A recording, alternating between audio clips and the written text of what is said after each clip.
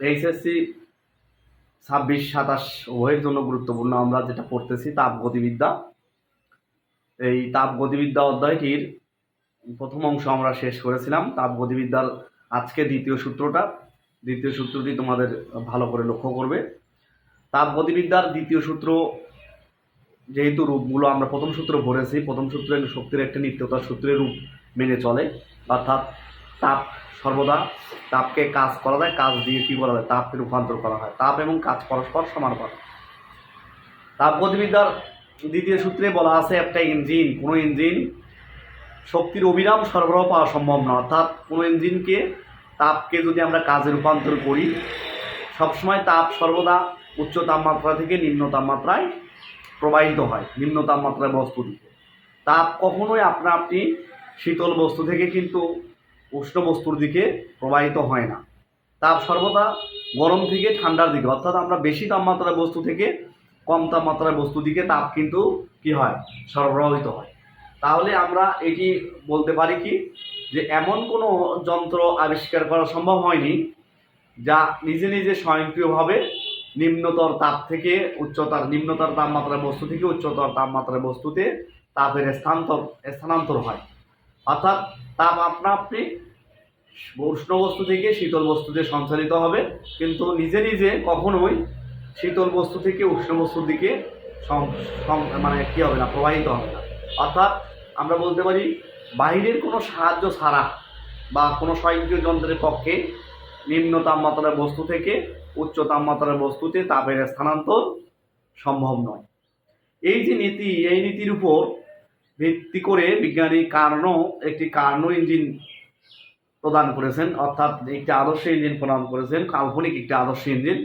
যে ইঞ্জিনটাকে আমরা কিন্তু এই আদর্শ ইঞ্জিন হিসেবে ধরে নিতে পারি, কিন্তু বাস্তবে এটি রূপান্তর সম্ভব না।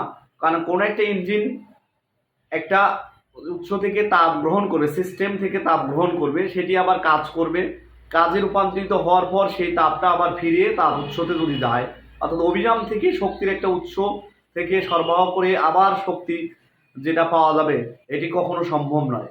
তাহলে কোনো একটা ইঞ্জিনে যদি তাপ গ্রহণ করে, সেই তাপটা তো কাজে রূপান্তরিত করলো, সেখান থেকে আবার তাপটা সে বের করে নিয়ে আসে আবার আগের অবস্থায় ফিরে আসবে, যেটা কখনোই সম্ভব হয় না। সুতরাং বাইরের কোনো সাহায্য ছাড়া কোনো স্বয়ংক্রিয় যন্ত্রের পক্ষে নিম্ন তাপমাত্রার বস্তু থেকে উচ্চতর তাপমাত্রার বস্তুতে তাপের স্থানান্তর সম্ভব হয় না, বা তাপ আপনি শীতল বস্তু থেকে উষ্ণ বস্তুর দিকে প্রবাহিত হয় না। এটাও তোমরা মনে রাখলেও পারবে। এই তাপগতিবিদ্যার দ্বিতীয় সূত্রের প্রয়োগে যদি আমরা বলি, একটা তাপ ইঞ্জিন হিসেবে ব্যাখ্যা করি, বিজ্ঞানী কার্নো বা যে কোনো অনেকগুলো বিজ্ঞানী যে এই সূত্রটা ব্যাখ্যা দিয়েছেন, ক্লসিয়াসের মতবাদ, প্লাঙ্ক মতবাদ, তো তোমরা এই মতবাদগুলো একটু দেখবে। তাছাড়া এই যে তাপ ইঞ্জিন, এটার উপর ভিত্তি করে যে তাপ ইঞ্জিন তৈরি করা হয়েছে, অর্থাৎ তাপ ইঞ্জিনটা কত পার্সেন্ট কাজ করবে, অর্থাৎ কতটুকু শক্তি অপচয় করবে, এটার উপর ডিপেন্ড করে একটা ইঞ্জিন তৈরি করা হয়। ইঞ্জিনের মূলনীতি, ইঞ্জিন সাধারণত কিভাবে হয়, কোনো একটা সিস্টেম থেকে তাপ শোষণ করে, সেটি তারপরে সেই তাপকে কাজে রূপান্তর করে, এবং বাকি অবশিষ্ট তাপ কাজে রূপান্তরিত করার পর যদি কোনো অবশিষ্ট তাপ আসে, তাহলে একটা তাপ গ্রাহক মাধ্যম থাকবে, সেই তাপটা সেখানে বর্জন করবে। মূলত তাপের কোনো অপচয় হবে না, এবং প্রথম এবং দ্বিতীয় তাপের যে বিয়োগফলটা, এই বিয়োগফলের মানটাই কাজে পরিণত হবে। আমরা যদি বলি তাপ ইঞ্জিন কি, যে ইঞ্জিন তাপ শক্তিকে যান্ত্রিক শক্তিতে রূপান্তরিত করে তাকে কিন্তু তাপ ইঞ্জিন বলে। যে ইঞ্জিন তাপ শক্তিকে যান্ত্রিক শক্তিতে কি করে, রূপান্তরিত করে। তাহলে ধরো তাপ ইঞ্জিনের মূলনীতিটা কি, তাপ ইঞ্জিনের একটি ইঞ্জিন থাকবে, একটা উৎস থাকবে, এই উৎসটা উৎস থেকে Q1 তাপ শোষণ করবে এবং তার তাপমাত্রা T1 হবে, T1। এখানে তাপ উৎস থেকে যদি তাপ সূক্ষ্ম অসীম তাপের আধার, সেই তাপ উৎস থেকে Q1 তাপ শোষণ করবে, শোষণ করে কিছু পরিমাণ তাপ কাজে রূপান্তরিত করবে, আর বাকি তাপ সে তাপ গ্রাহকে বর্জন করবে। তাহলে এটা যদি Q2 হয়, একটা ইঞ্জিন প্রকৃত তাপ থাকে Q2, অর্থাৎ বাকি কাজ যেটা ইঞ্জিন দ্বারা শোষিত তাপ কাজে রূপান্তরিত করবে, কার্যে পরিণত তাপ এই জায়গায় যাবে।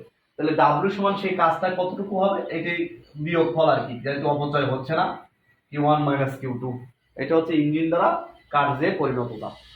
তাহলে আমরা কি বলি, যে ইঞ্জিন তাপ শোষণ করে অর্থাৎ তাপ শক্তিকে যান্ত্রিক শক্তিতে রূপান্তরিত করে তাকে তাপ ইঞ্জিন বলে। তাহলে তাপ ইঞ্জিন কোনো একটা তাপ উৎস থেকে T1 তাপমাত্রায় যেটা থাকে এটা থেকে Q1 তাপ শোষণ করে এবং তার কিছু অংশ তাপ কাজে রূপান্তরিত করবে, আর অবশিষ্ট তাপ তাপগ্রাহকে বর্জন করবে। ঠিক আছে, এই তাপগ্রাহকে বর্জন করিত তাপ T2, এই T2 তাপমাত্রা আর কি, তারপরে তাপ ধরে নাও Q2। ঠিক আছে, তাহলে এইখান থেকে T2 থেকে আবার T1 এ ফিরে আসবে এবং চক্র আকারে সেটি ঘুরতে থাকবে এবং এইভাবে শক্তির একটা অবিরাম প্রবাহ পাওয়া যাবে। এই বিজ্ঞানী সাজি কারণে ইঞ্জিনের একটি মূলনীতি প্রদান করেন, সেজন্য এটি কার্নো ইঞ্জিন বলা হয়। এটি একটি চক্র মেনে চলে, সে চক্রটা আমরা দেখব পরবর্তীতে। তবে আপাতত আমরা কিভাবে ইঞ্জিনটা কাজ করবে সেটা দেখি। ইঞ্জিনের মোটামুটি 4টা অংশ থাকে। ধরো একটা সিলিন্ডার, ইঞ্জিনে একটা সিলিন্ডার থাকবে, যার মধ্যে গ্যাস থাকবে, যেমন আমরা গ্যাসীয় সিলিন্ডার বলি, যে কোনো সিলিন্ডার, এর মধ্যে একটা গ্যাস থাকবে সিলিন্ডার। এরপরে আরেকটা তাপ আধার থাকবে, তাপ আধার মানে তাপ উৎস, যেখানে তাপের সোর্স থাকবে, ওই তাপটাই সেখান থেকে নিয়ে কাজ করবে এই ইঞ্জিন। তাহলে আমরা প্রথমত তাপ উৎস থাকবে, তারপরে সিলিন্ডার, তাপ গ্রাহক, এরপর হচ্ছে তাপ অন্তরক আসন।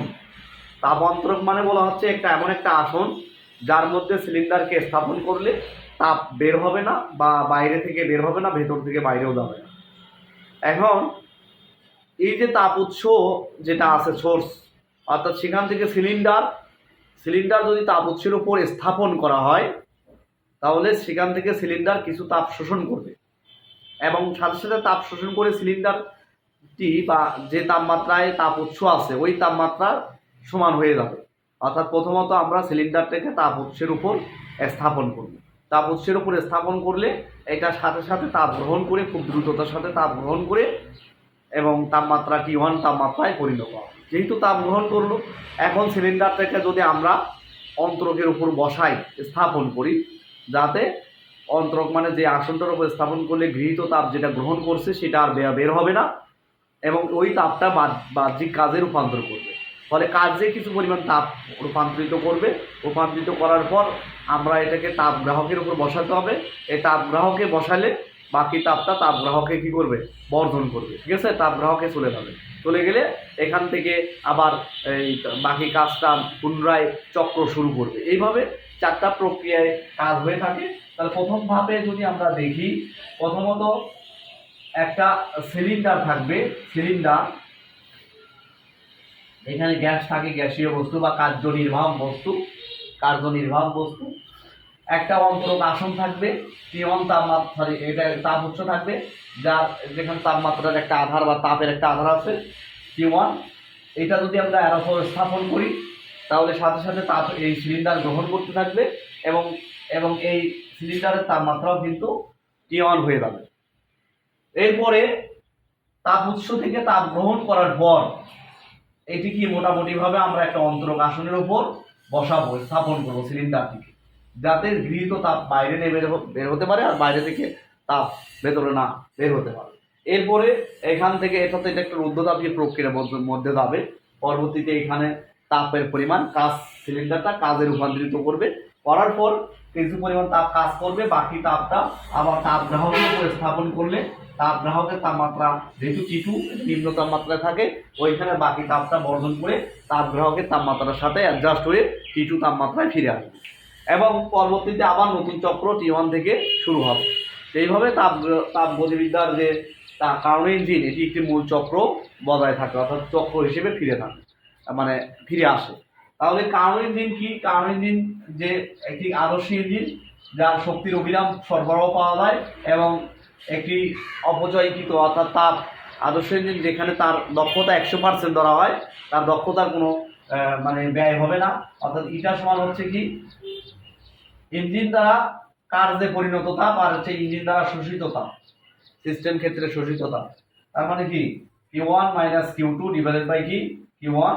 এটাকে যদি আমি দক্ষতাকে 100% দিয়ে গুণ করি তাহলে কিন্তু আমরা এখানে দক্ষতা পেয়ে যাচ্ছি, অর্থাৎ কার্নো ইঞ্জিনের যে দক্ষতা ইটার মানটা আমরা ইটার মানটা পেয়ে যাব। এরপরে বিজ্ঞানী কার্নো এই এই যে ইঞ্জিন, এটি কিন্তু 4টা চক্রের মাধ্যমে ধাপ সম্পন্ন হবে, ঠিক আছে।